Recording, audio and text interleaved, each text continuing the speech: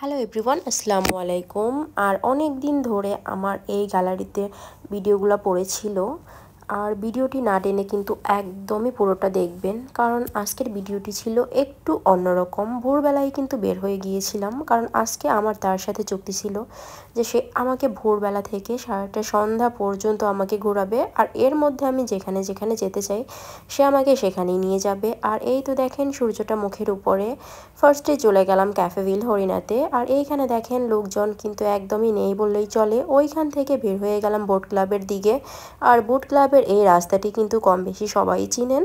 একটু বেলা হয়ে গিয়েছিল, দেখলাম যে ঝালমুড়িওয়ালা ঝালমুড়ি বিক্রি করতেছিল, আর এই দিকে ছিল বাদাম। আর সূর্যটা দেখেন এখনও কিন্তু পুরোপুরি ওঠেনি মাথার উপরে, হালকা একটু বেলা হয়েছিল জাস্ট। এই দিকে ছিল দুইটা হাতি।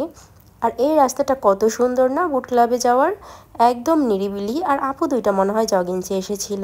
আর এই জায়গাটার কথা কি বলবো, বলতে গেলে যে যশোরের ভিতরে এক টুকরো স্বর্গ এইখানে লুকিয়ে আছে। দেখেন কত সুন্দর না, চারিপাশে গাছপালা, তার সামনেই ছিল নদীর পাড়।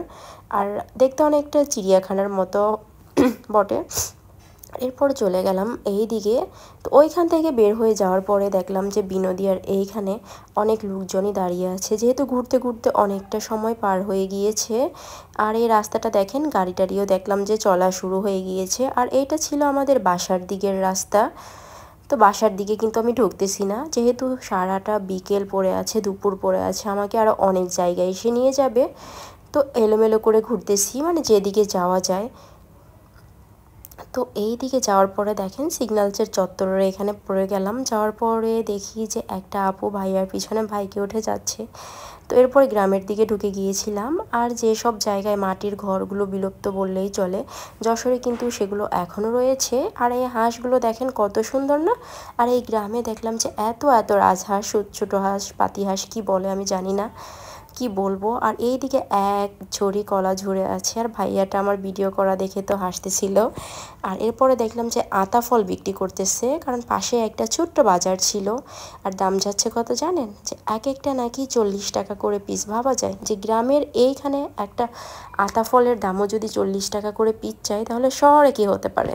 আর এই রাস্তাটা এত এত সুন্দর, তো এত সুন্দরের পর বলতে গেলে একটু পরে যাওয়ার পরে আমি কি বড় বাসটানা খেলাম। রাস্তার অবস্থাটা দেখেন। এরপরে চলে গেলাম মোলাশেষে। আর মোলাশেষে বলতে গেলে এইবারে আমি ফার্স্টে যাচ্ছি, যেহেতু ঘুরতে ঘুরতে ক্ষুধা লেগে গেছে। এরপর ওদের মেনু কার্ডটা আমি নিয়ে নিলাম কিছু খাবার অর্ডার করব বলে, কারণ পেটে অনেক ক্ষুধা। না খেলে হচ্ছে শরীরটার একদমই চলবে না, সারাদিন ঘুরতেও পারবো না। আর পেটকে কষ্ট দিয়ে ঘোরার কোনো মানেই হয় না। যাই হোক, এইখান থেকে খাওয়া দাওয়া শেষ করে আবার রাস্তা দিয়ে বের হলাম যে কোথায় যাওয়া যায়। তো এইখানে গ্রামের ভিতর দিয়ে শুধু ঘুরতেছিলাম, যেহেতু শহরের যানজটে কিন্তু প্রায় সময় ঘোরা হয়, বাট বাইরের দিকে বলতে গেলে ওইভাবে যাওয়া হয় না। তাই ভাবলাম যে আজকে গ্রামের দিকেই যাব ফাঁকা রাস্তা দিয়ে। এবার চলে গেলাম যে কবি হচ্ছে কাজী নজরুল ইসলামের স্কুলে। আর এই তো দেখেন বাচ্চারা দেখি খেলতেছে। আর সব মিলিয়ে কিন্তু জায়গাটা আমার কাছে অনেক বেশি ভালো লেগেছে। একদম ফাঁকা মাঠ, ওই পাশে দেখেন সবাই বল খেলতেছে সকালবেলায়।